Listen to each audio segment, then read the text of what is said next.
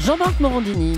Évasion au programme ce soir. En revanche, sur France 2, on va s'éloigner des magasins, on va s'éloigner des soldes. Et pour partir au-dessus de la Méditerranée, notre mer à tous, des images vues du ciel, signé Yann Arthus Bertrand. Bonjour. Bonjour. Merci beaucoup d'être en direct avec nous ce matin dans ce studio pour parler de ce documentaire exceptionnel qu'on va voir ce soir. Alors, on peut se dire d'abord, la Méditerranée, on l'a déjà vu du ciel, non? Non, mais c'est les pays autour de la Méditerranée. C'est pas une histoire sur la mer. Vous savez, c'est la rencontre de ces trois continents, l'Afrique, l'Europe et l'Asie, qui a fait ce mélange de races incroyable et qui a fait que notre monde vient de la Méditerranée. On est tous, toutes les grandes religions sont nées là-bas. On est tous un petit peu juifs, musulmans, chrétiens. Et surtout, on a réussi à faire des images qui n'avaient jamais été tournées. Par exemple par exemple, la Libye, grâce à l'armée libyenne, on est parti en mission sur les hélicoptères de l'armée libyenne. On était des endroits qui n'ont jamais été filmés, des villes que Kadhafi avait construites et qui sont restées abandonnées. On a été en Algérie, c'est la première fois qu'on filme grâce au ministère de la Culture algérien. On a fait des trucs formidables sur Gardaïa. La première fois que Alger est filmé de la façon où les Algériens et tous les gens qui ont l'Algérie au cœur vont pleurer en voir ces images extraordinaires sur l'Algérie. Ça prend combien de temps de réaliser un documentaire comme ça? Ça a duré après 1 an, on a 6 mois de tournage et surtout 6 mois de demande d'autorisation parce que c'est tous des pays en guerre. D'ailleurs, tout ce qu'on a fait il y a 6 mois, on ne pourrait plus le faire aujourd'hui. Libye, c'est pratiquement impossible. Le Liban, aujourd'hui, c'est un pays qui est en train de se désintégrer. L'Égypte, c'est l'armée qui a pris le pouvoir. On pourrait plus faire ce qu'on a fait. Oui, et puis il y a eu le fameux printemps arabe qui s'est déroulé pendant ces tournages. Ouais, exactement. Non, mais c'est juste après. On était juste à la limite entre les deux. Et c'est intéressant, c'est que vous savez, c'est très compliqué de faire un film sur la Méditerranée parce que tous les pays arabes, qu'est-ce que vous allez dire sur Israël? Est-ce que vous allez en parler? Bien sûr qu'on va en parler. Donc c'était vraiment, fallait rester un petit peu à l'extérieur de tout ça et non pas voir la Méditerranée sur le présent, mais surtout sur le passé et sur l'avenir. Alors quand vous parlez de la Méditerranée, c'est vaste la Méditerranée, hein. C'est à la fois Marseille, c'est Rome, vous l'avez dit, c'est la Libye également. Est-ce qu'il y a un point commun finalement entre tous ces gens, à part l'ouverture sur la mer? D'abord, on fait tous partie de la Méditerranée. C'est là où était la Méditerranée, c'est là où a été inventée l'agriculture, c'est là où a été inventée la démocratie, la philosophie, l'écriture. Tout part de la Méditerranée. Donc c'était intéressant d'essayer de décoder tout ça. Et puis, c'est Edmond Charleroux qui dit en face, c'est chez moi. Quand vous allez en Libye, en Algérie, il y a une envie de France, une envie d'Europe extraordinaire. Ils savent tout ce qu'on passe, ils connaissent tout ce qui se passe chez nous, ils connaissent le nom des ministres. Il y a vraiment... En fin de compte, il y a de l'amour. Et en même temps, c'est des pays en guerre. C'est ça qui nous a fascinés. Cette espèce d'amour pour la Méditerranée. Et enfin, j'adore ce film. Alors, ça a été réalisé par Michael Pitio, qui a fait un texte très beau sur le vivre ensemble. Voilà. C'est une région qui n'est pas épargnée par le réchauffement climatique non plus. Est-ce qu'il y a des conséquences visibles?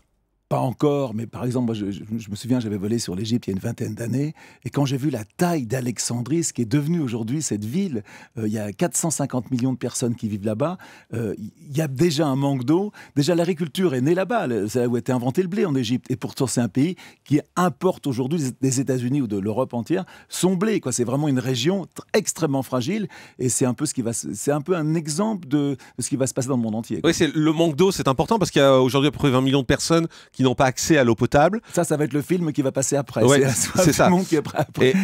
Et ça risque également de s'amplifier, en fait. C'est surtout un film, je crois, il est beaucoup trop tard pour être pessimiste. C'est un film sur le vivre ensemble et sur la beauté de ces pays et sur l'envie de vivre ensemble. Alors c'est des images, beaucoup d'images. Moi, ce que j'adore dans ce métier, c'est faire des choses que personne n'a jamais fait.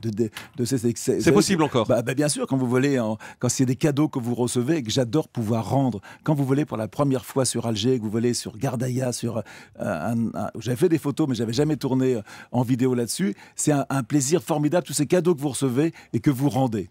Donc c'est vraiment c'est un film exceptionnel, comme on n'en fait pas tous les jours. C'est pour ça que je viens pas souvent vous voir, parce qu'on n'en fait qu'un par an quand même. Ouais, voilà. C'est long et c'est compliqué à faire. Il y a que le service public pour faire des films comme cela. Moi, je connais que le service public, c'est là où j'ai envie d'être. Et d'ailleurs, on prépare une émission sur l'engagement, que ça va s'appeler Vue du cœur, j'espère, sur tous les gens qui s'engagent dans le monde, vivre ensemble. C'est aujourd'hui. Qui sera une émission ou un documentaire? J'aimerais bien que ça soit un magazine mensuel, voilà, sur un peu le thalassa de l'engagement, le thalassa des ONG, le thalassa des gens qui veulent changer le monde. Je pense que agir rend heureux et que le fait de s'engager est important. Quand on a fait dernièrement sur Envoyé spécial un sujet sur un orphelinat à Brazzaville.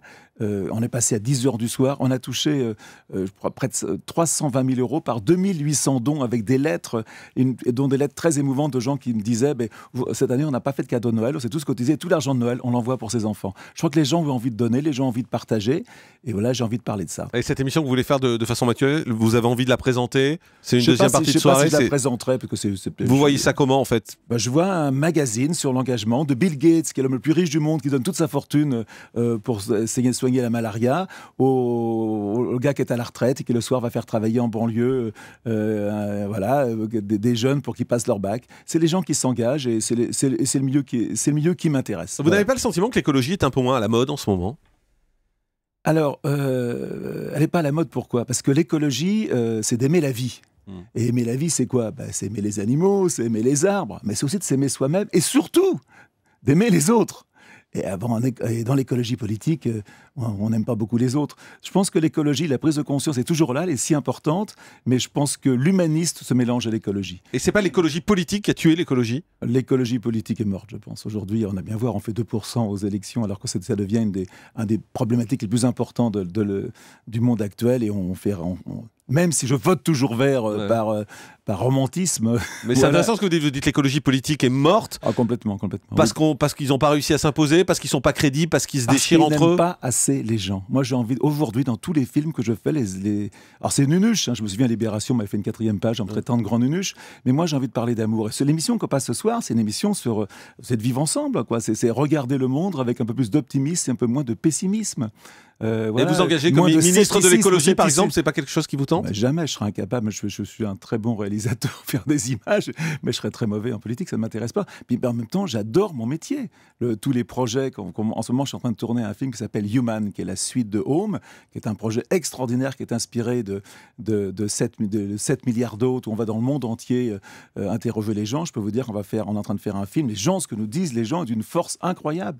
J'ai en ce moment j'avais une équipe à Bangui, qui était au milieu des réfugiés. J'en ai une en ce moment dans les camps jordaniens qui partent de la guerre en Syrie.